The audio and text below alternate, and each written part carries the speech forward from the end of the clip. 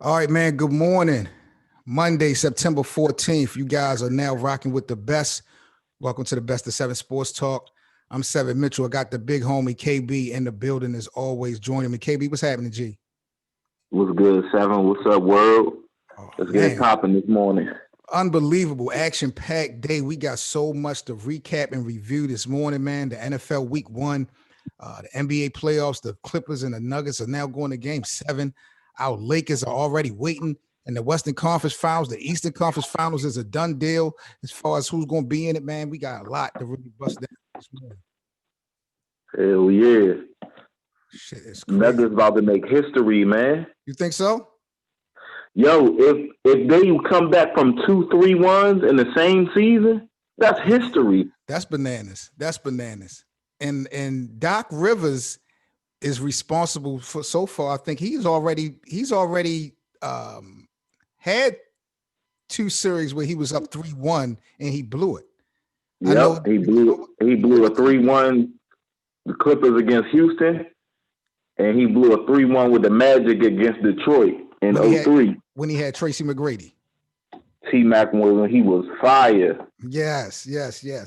So, I don't know what's up with that. We definitely gonna be talking about, the Eastern Conference Finals throughout the week. I want to get into something, man. Before we actually get into the playoffs and the games, I want to get into something that happened after a game or late in the game that caused another incident between Russell Westbrook and a fan. This fan just so happened to be Rajon Rondo. Rajon Rondo's brother. Brother, right. Yeah. Now, William Rondo, the brother of LA guard Rajon Rondo, excuse me, he was ejected from Saturday night's Game 5 against the Rockets after trash talking the Rockets guard Russell Westbrook. I'm going to play a clip of what Russell had to say in regards to the incident. JB, I can hear myself talking, so if you got your TV on as well, I need you to mute it because I'm hearing an echo on your I end. just turned the volume down. You wasn't on speaker.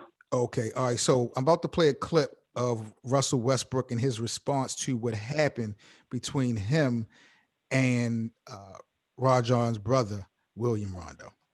What happened with Rondo's brother that upset you? I don't know, man. People at the game, you're supposed to shut your mouth and watch the game. That's the rules, especially when you have families and people here. Apparently, I guess, because Rondo was talking shit, he decided he wanted to hop in too. But, it's okay. It's all good. I get it. He wanted to take it for his brother. I don't know what, but that's it. But those rules stand for everybody, though. No matter who it is, family, whatever. But when you cross that line, then he's supposed to be at home. There's no rules or regulations for that. But, he started talking crazy, and, I don't play that game, so. That was Russell Westbrook in response to some back and forth that he had with William Rondo, brother of LA Lakers guard Rajon Rondo. Now, after the Lakers had eliminated the Rockets from the postseason with a 119-96 win, Rondo had told reporters his brother had started calling Westbrook trash, this, that, and the third. Now, the reason why I bring this up, KB, this morning is because this is not the first time.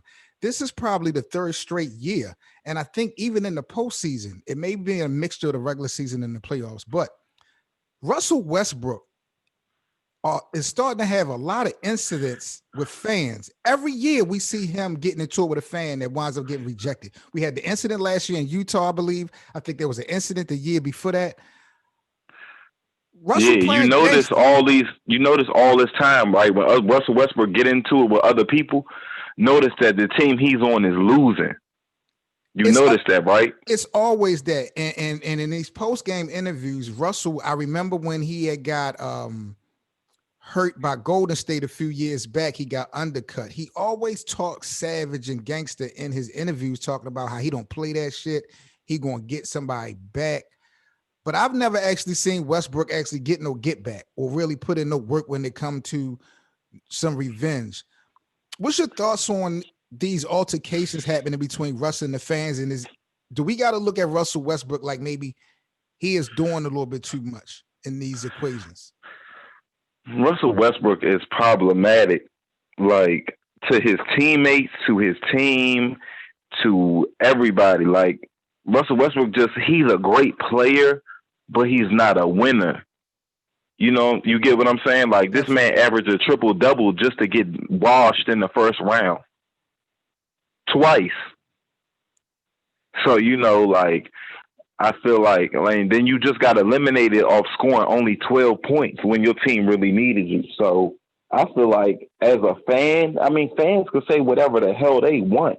Right. It's you as your mental as a player to block that out or pay attention to it. If you really wanted somebody not to say nothing, you should have played better. This thing is that's really hard. It's happening year by year by year, and it's always the other person's fault. Now, I done seen some incidents where people definitely can be out of pocket at these games. There's no denying that. But it seems to be more of a coincidence that now it's Russell Westbrook being involved in this at least once every year to the point that someone is getting escorted or ejected.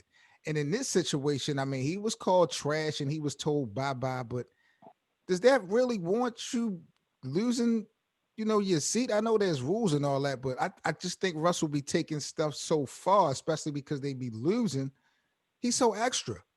But they be losing because of him. Russell Westbrook is afraid to take the blame. Russell Westbrook is the reason KD left, right? Russell Westbrook is the reason Paul George left. You know, you running all these guys off, and James Harden just missed you enough to want you as a teammate, and you go fuck that situation up. You know what I'm saying? Like, it's crazy. It don't make sense to me, bro. Like, you know, like, they get to the conference finals 2 times in a year with Chris Paul. Right. They get beat in the second round. Then they struggle to even get out the first round with Russell Westbrook. Like, you know, that speaks volumes right there in itself. Russell Westbrook is a great player. He's just not a winner. He's a dog on the court. I'm not going to take that from him. His numbers are undeniable. My man's won MVP and all that. MVP, All-Star MVP, gold medals. But one thing he not going to get in his career is that ring, man. It's not going to happen. Yeah, he's not. I don't know what it is. I don't know what he has to figure out to be a better. That's what I was getting at. Like, bro, it's just not working for him.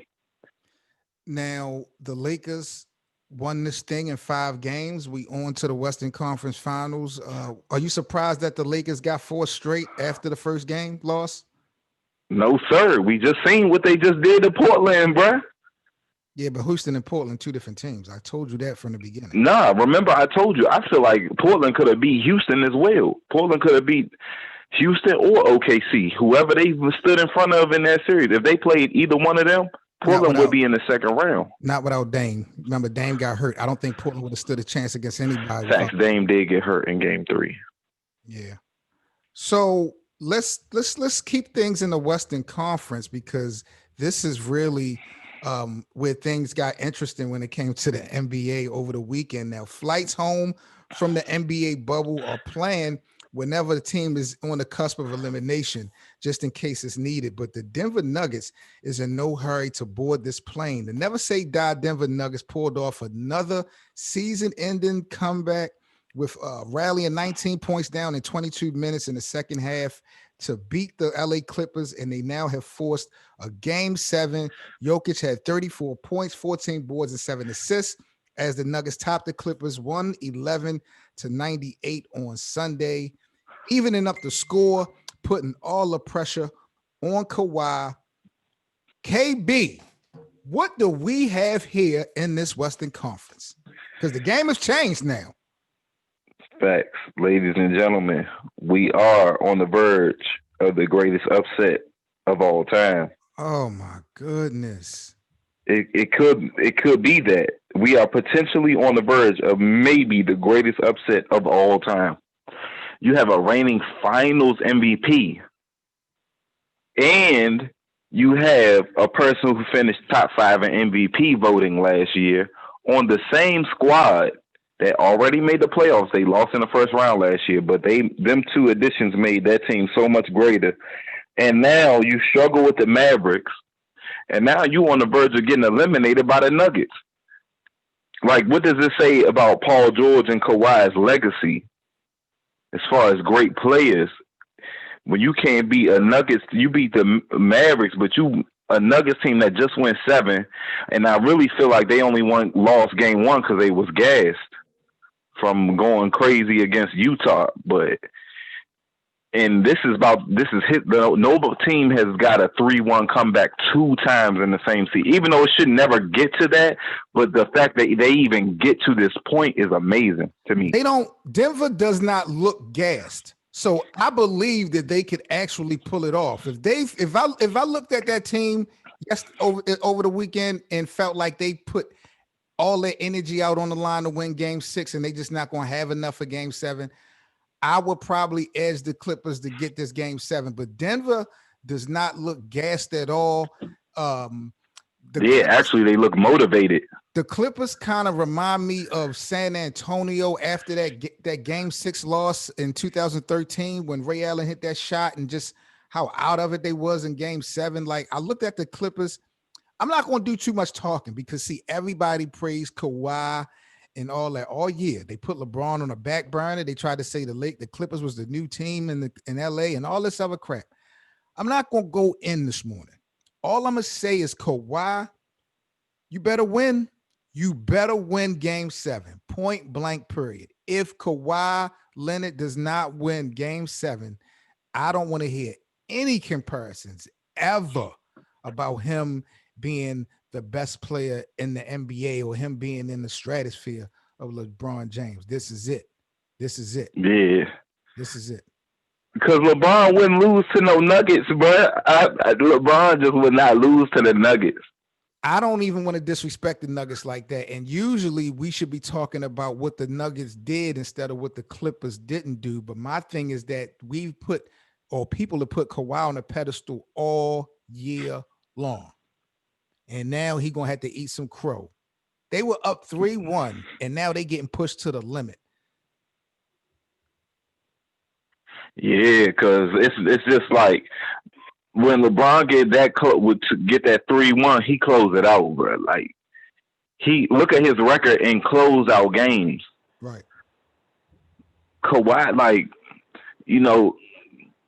Kawhi got that first ring because Tim Duncan and them was still in their prime against LeBron James. He was just great too. He was the extra piece that got them over Miami Heat. But as far as himself, I mean, Paul George had 30 yesterday, and they still lost by a decent amount. Yeah, PG had 33 points. Kawhi had 25. But when you look at the Nuggets, Jamal Murray, he scored 21 for Denver. They got 16 from Gary Harrison. Michael Porter, after that comment that he made in the postgame a couple games ago, he has showed up on the court. We got the homie J.O. with us. J.O., what you think about the Nuggets forcing this thing to game 7 versus the Clippers? Oh, what up, J.O.? Yeah, what's good, man? I had to come in the clutch. Stop this madness y'all creating. Oh my God! Here it goes. I just heard disrespect for Kawhi, but we'll get to that.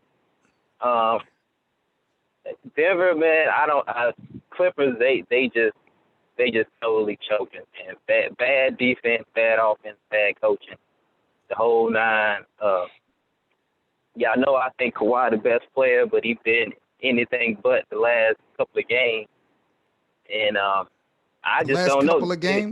The last couple of games. That's all you've seen. Kawhi has not been that dude none this year. Let's be honest. It's the old management. Taking every other game off. Like, okay, but we here now. That's not even relevant. We're here now. We're in the Western Conference Finals. We're here. You guys are. We here. Go home. Let's talk about it.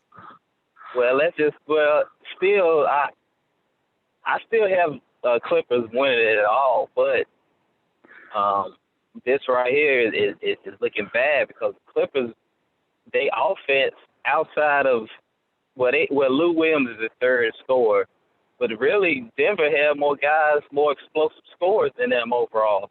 Absolutely. From like 1 to 10, and Montrezl Harrell has been getting exposed as the guy that's not getting it done offensively. Because in regular season, you know, you can get all them high flying alley oops and dunks, He getting just it in won. garbage time. He just won the 6-man award this year.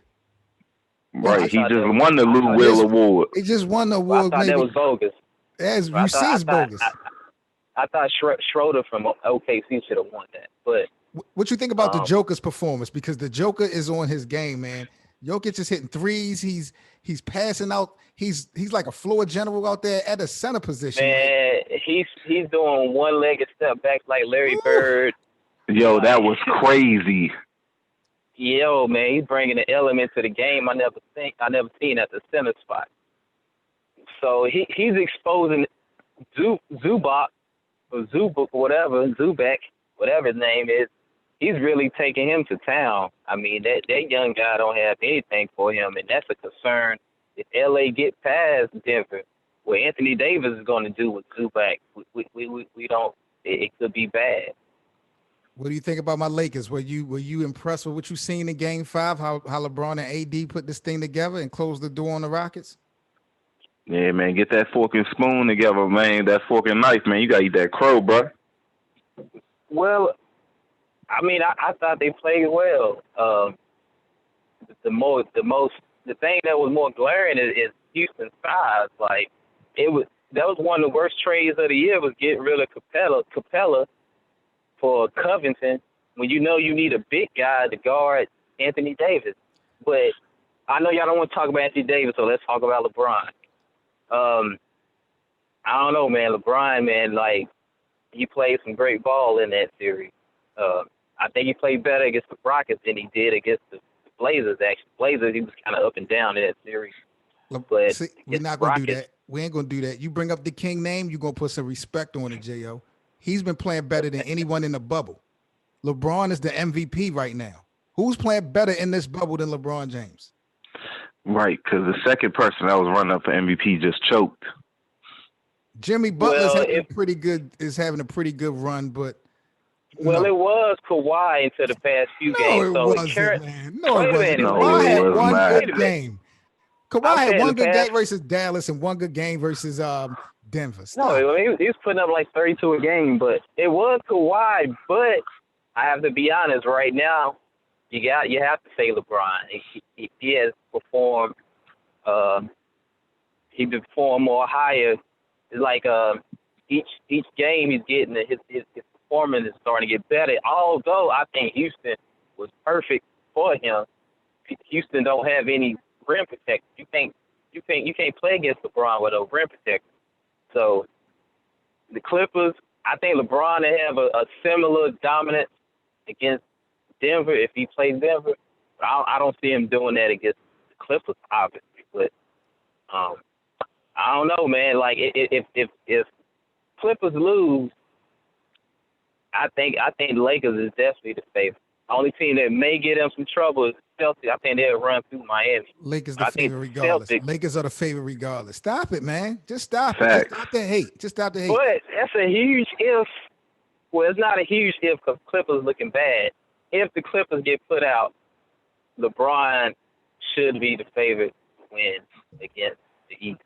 This is the best of 7 Sports Talk. 7 Mitchell, J.O., KB in the building. We talking Western Conference Finals and semifinals, man. We locked into the Lakers and the Rockets. My man J.O. over here eating some crow. Y'all already know the vibes. Wait a minute. What crows am I eating, actually? Because you going to put some respect on the King's name. You definitely. Yeah, man. You got to eat crow with that extra hot sauce on there, man, today. I mean, I still have the Clippers pulling up on them, so I take a portion, but we're not acting like I'm eating the whole crow. Let me ask you a question, J.O. Because, J.O., you and I, and you missed the first topic on this podcast this morning, but you and I did a show last year on Russell Westbrook getting into it with the fan in Utah. And he just got into it again with Rajon Rondo's brother, who got escorted out the game. This is probably like the third or fourth time that we've seen an incident with Russell Westbrook every year and a fan. Is this coincidence to you, J.O.? Is Russell doing a little bit too much? Should we be focusing on what he's doing? Is this a problem? I mean, if my jump shot was that bad, I'll probably be a little irate. I probably had a little impulse problem myself too, but Westbrook, and Westbrook, one of those guys, man. When he's winning, you love him. You love the way he plays, his passion. But when he's losing, you can see the weakness is just bright. I mean, the guy, there's no way he should be in the league this long, and he can't make a jump shot. I'm talking about he can't even make it at the free throw line, pulling up like. So he won MVP with no jump shot. Wait a minute. Grade the Russell Westbrook experience. It didn't go anywhere. Grade the Russell Westbrook experience in Houston. Put a grade letter on it for me, KB. Well, you know what? Let me B-minus. backtrack. Wait a minute. Let me backtrack a little bit on Westbrook. To be fair, now let's just break it down. I know y'all don't want to hear excuses. Coming before the bubble, did he not deal with COVID? People forget that. And then he dealt with the injury. What was it? I can't remember. What was it, a quad or a knee? Yeah, quad injury. Yeah. So he had a couple, and then I think he said when he had the COVID or something, he couldn't practice for 21 days, something crazy. Right. I don't know, but I'm not trying to give him excuses, but I will say he wasn't 100%. But I think Westbrook is officially, as of right now, it was CP3, but Westbrook is probably the most overrated player in the NBA right now. What's your grade on the experience with Westbrook and the Rockets? Okay, the grade. D. I thought you D just gave plus a B+. C minus. If I'm being generous, maybe a C minus. Now, Mike D'Antoni is out of here. He announced yesterday that he is not going to be re-signing a contract extension with the Houston Rockets. So LeBron has broken this thing up from the inside. What's your thoughts on Houston having to now get a new coach? And that Somebody about to get James Harden. You think it's about to break up? You think this whole thing is about to break up? It's done, son. It's over. Then James Harden going somewhere else. I think Westbrook is out of here. He gave 5 years to Houston. And he's going to have to give them another 5. Westbrook, you got to trade. You have to trade Westbrook for a big man. They have to at least find 2 big men in the offseason. That's a must. Who wants to play with James Harden? Why not? I can't see it. We done seen him play with KD and Russ. They couldn't win. He done played with Dwight Howard. He couldn't win. He played with CP3. Couldn't win. He just played with Russell. Wait a minute. He had that CP3. CP3 got hurt. They had a good team. Well, if CP3 was the reason they lost that game 7 to Golden State, then that was CP3's team. Then that makes my argument even more that James Harden ain't that guy. No, CP3 the reason they lost 6 and 7. It was up 3-2. He was hurt though. He didn't play game 7. He didn't play game 6 neither. So that just goes to show. So I feel like it was up 3-2. So Chris is more valuable than James then. No, we're not doing that. Oh, we're not going to do that. All right, I'll let it ride. We talking about CP3. He pushed OKC to a game 7 when Russell Westbrook was getting 4 and out 2 years in a row. We talking about CP3 ain't never. I don't think CP3 ever been to a conference final. If I'm not mistaken. That is facts. Russell Westbrook ain't get there without Kevin Durant though. Right.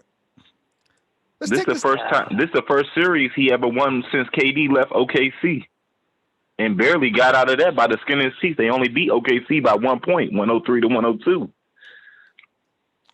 Plain and simple, they both taking a legacy hit. I want to switch gears, fellas. I want to get into the NFL Week 1.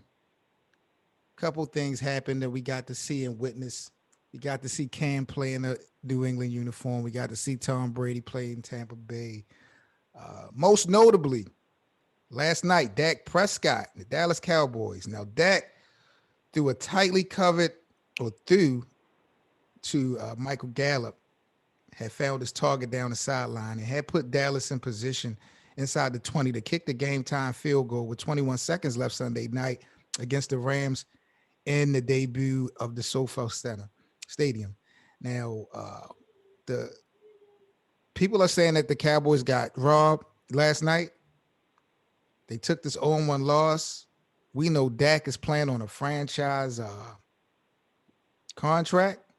Mike McCarthy, new head coach who made his debut with the Cowboys, said he was surprised at the timing of the call. What do y'all think about last night? What happened between Dallas and the Rams? Was this a robbery? Nope. Dallas got what they deserve. Mm. I thought it was a good call. I'm tired of seeing offensive players get advantage in NFL in today's game. If that call is consistent all year, you can't complain about it. So as long as they make that call all year, I'm fine with it. I thought his arm definitely created separation. Ramsey maybe acted a little, but if you watch Ramsey's legs, his legs was clearly like getting choppy because he got pushed. Mm. So it was the correct call. I mean, the only thing you could say is like, why would you call it during that time? But if it was in the first quarter, nobody would complain. So the call was correct. Were you guys impressed with the overall body of work from the NFL in Week 1? I thought it was I thought it was pretty good. I'm actually loving all sports with no fans. But it's just between the players now. Yeah, I'm kind of enjoying that. I like that. I respect that. It does seem a little bit more intense. Exactly, a lot more intense. I thought it was impressive that the NFL players not even playing a preseason or scrimmaging against another team. Because you remember in years past, it was 5 weeks of preseason. Like, it was just long, drawn out. That's right. Yeah, I feel like preseason is overrated anyway. And then your star players, especially on football, your star players be getting hurt, making you miss chances at Super Bowl runs and shit like that. Like, I don't really like NFL preseason like NBA. Now, one of the biggest stories in the NFL was Tom Brady, joining his new team, the Tampa Bay Buccaneers. They were going to be locked in with Drew Brees and the New Orleans Saints in Week 1. Now, the Tampa Bay Buccaneers, they may have parted ways with former number 1 overall draft pick Jameis Winston after 5 seasons because of turnovers. Yet Winston is now with New Orleans, and it's Tom Brady who was struggling and took over the turnover reign when it comes to the Buccaneers, man. The 6-time Super Bowl winner threw 2 interceptions, including a pick 6 in the 34-23 loss against the New Orleans Saints. What was y'all impression of Tom Brady in the Buccaneers? It's over, dog. It's over, right? It's over for number 12, man. He's 42 years old, 43 years old. Like, I don't know why you would want to push the limit anyway. You could have won your last ring. He should have retired after he won his last Super Bowl. This was Brady's first multi-interception game in an opener since 2003. He threw 4 interceptions against the Bills in Week 1 at that time. I just think it's over, J.O. I don't want to take any. I'm not looking at overall body of work and all that stuff. I just don't think we only in Week 1. I just don't see him being able to get anything done, even with the young squad that he got in Tampa Bay. Now, I'm not a Brady fan in slightest, but I saw some passes from Brady that impressed me. Well, he's the GOAT. So I think I don't see him like, I just don't see him winning at 43, but I didn't see him winning at 40 either. But I saw some glimpses of him that I was impressed by. I guess mainly his precision and accuracy. His arm still is not as strong as it used to be, but it's strong enough to get it done. I mean, Breed's arm is not strong either. But I thought he looked okay for the first game. We talk about New Orleans is one of the favorites to reach the Super Bowl, and then his top receiver Mike Evans dealing with a hamstring. He got basically shut down. So I still think they got a good chance to make some noise. I don't. When you got to win a division where you got to play New Orleans twice, Atlanta twice, and Carolina not to be slept on. even without Cam. They tried. So, like Brady still might be if he gets in the playoffs, it'll be a wild card. What do you think about Brady? I mean, what do you think about Cam over there in New England? I ain't like how they was overusing Cam as like they're like running back for real. Like Cam was doing a lot of running yesterday. He got a few passes off, but Cam did a lot of running. He did. Well, that probably just means, that probably just means he's finally healthy. That's all that means. Right. Yeah. You just gotta get Cam some more receivers, and the Patriots is the ones that do it. Like they going to make a move. They're going to get Cam some help as the season goes along. Well, let's hope they get Antonio Brown like after week 10. Oh no, they ain't getting Antonio Brown back. I was impressed with your boy Jo, Aaron Rodgers. He did his thing yesterday. Oh yeah, how did we forget? He complained about. How do we forget, man? All the disrespect.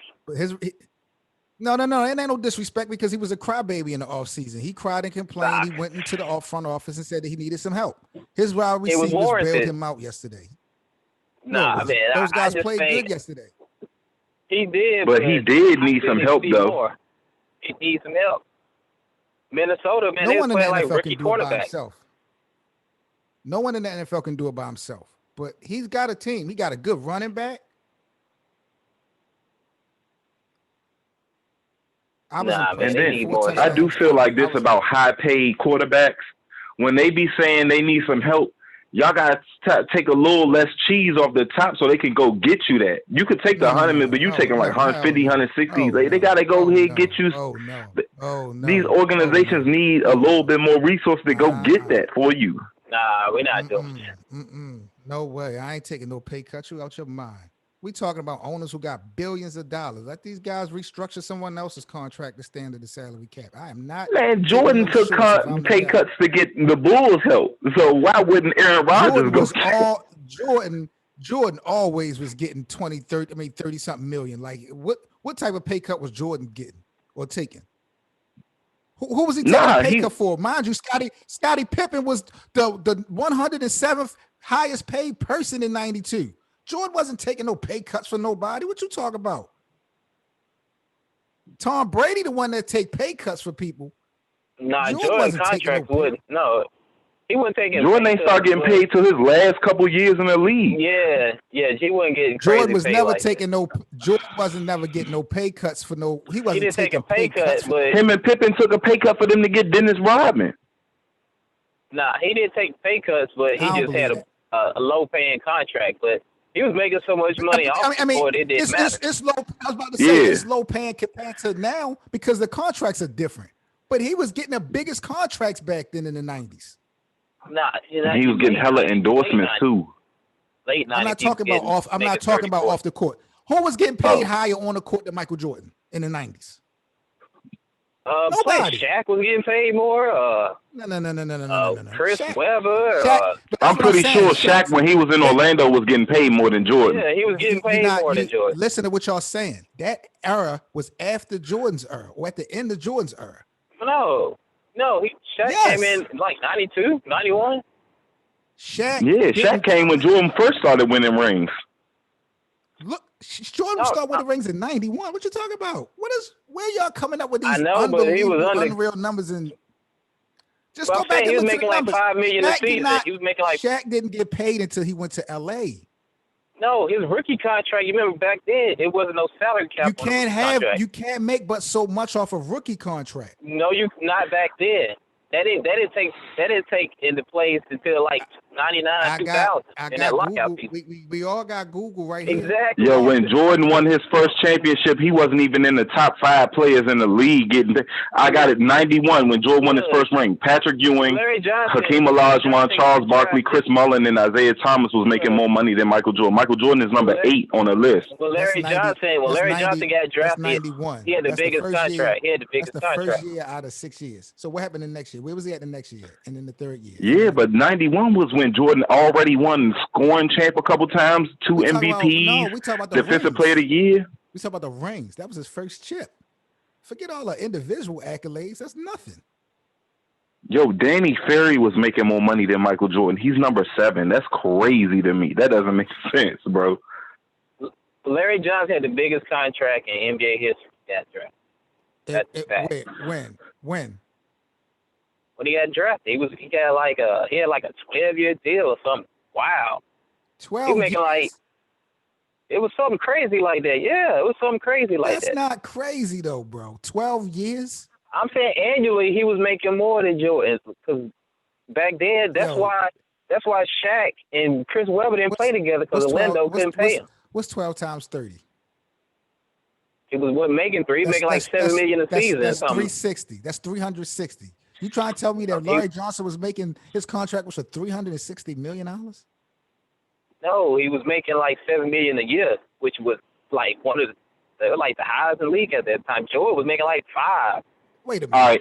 Michael Jordan never, ever played an NBA season that only made $5 million in that year. He was he was the highest paid player in the league until 1996. I just looked it up on Google. Yeah, 96, 97 season is when he was the highest paid. That was the only time Jordan was the highest paid. 96, 97, 98. Them 3 years. Again. When he won his ring in 96, he was still making $5 million. That was not the conversation. The conversation was about him taking pay cuts.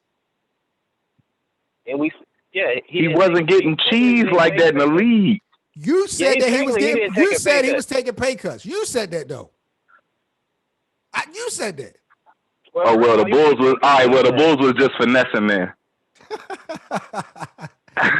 we can leave it like that. The Bulls was finessing. What Reinsdorf told Scottie Pippen, he said, "Look, I would not sign this contract, but if you do, don't bring your goofy ass back here asking for some more money. It's a wrap." Play Scottie. At least Reinsdorf did tell him off the rip. When the owner tell you that, yo, you know something wrong. You know something wrong when the owner give you a heads up not to sign the damn contract. Yeah, so it's Scottie's fault why he didn't get his guap back in the day.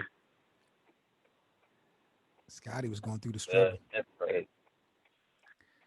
All right, man. Before we get up out of here, man, I'm going to go ahead and give the floor over to my guy KB, man. He wanted to talk about some real talk before we sign off. Make sure y'all check us out. The full podcast will be available on Spotify and iTunes today. Episode 18, season 3 of the Best of 7, man. We definitely working. I definitely appreciate my guys, J.O., KB. Shout out to my guy, Mike, as well, holding it down. KB, go ahead, man. Handle your business. And you guys out in the live chat, salute to everybody. Y'all make sure y'all like, comment, and subscribe. All right. Everybody, please, I just want everybody to just check your status, check where your mind is at. 2020 has been rough for everybody. We've lost a lot of people this year. People have lost money, jobs, all that stuff. Me personally, I'm going through something myself. I went and started seeing a therapist about 3 weeks ago.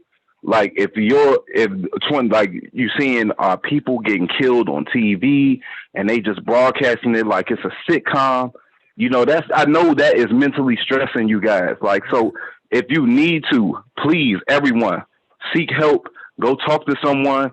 If you don't, y'all could inbox me on Facebook, Keisha Butler, look me up. Like, and if anything, I want to leave y'all with this number.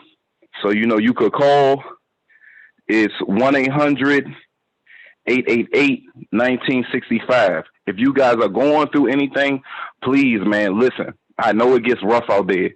Talk to somebody. I don't want to see another brother going to the grave, going to the jail cell, nothing like that. Even my other brothers of other colors, you know what I mean? Right. Like, please, go check, get your mind checked and take care of yourself out here.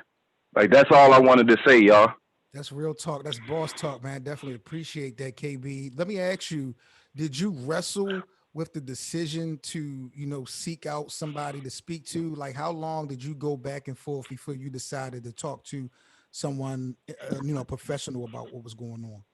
I'm going to keep it a billion with you, bro. It kept me 5 years. And I could have been took care of a lot of things. It took me 5 years to go ahead and realize, look myself in the mirror and be like, look, I need to go do something. I need to change some shit about myself. You know, even and then I need to talk to someone about how I feel about what I see and what's going on in the world. It took me 5 years. Don't let it take you 5 years. Much respect, much love for this man. Shout out to my brother KB, man, holding it down, man. This is why, you know what I mean, we got this network and this platform here, and this is why we making our own history, man. Salute to you, bro. You always in our prayers. Anything you need from me, you already know where to find me. Yeah, you know, all I need, man, you know, is something of that OG, man. I'm gonna have to pop out on DC. I forgot you like right around the block, man. Yo, we got what we doing for Summer Madness, B. What we doing? Yeah, we're gonna spin the block and we're gonna do a little something. We can link up. We're gonna link up and do something. But we're gonna talk about that later. Salute to everybody out there in the sports world. Hope you guys enjoy the day. Like I said, man, make sure y'all check us out on Spotify, iTunes as well. Big up to my big bro, J.O. You got any final thoughts, J.O., before we sign off? Yo, man, just everybody stay safe and stay positive. Yo, J.O., get my info from 7. Follow me on Facebook, bro. We gonna link, bro. Word. All right, no doubt, no doubt. Alrighty, y'all. All right. Safe. We out of here, man. This is the best of 7 Sports Talk. 7 Mitchell, KB, and J.O. We out.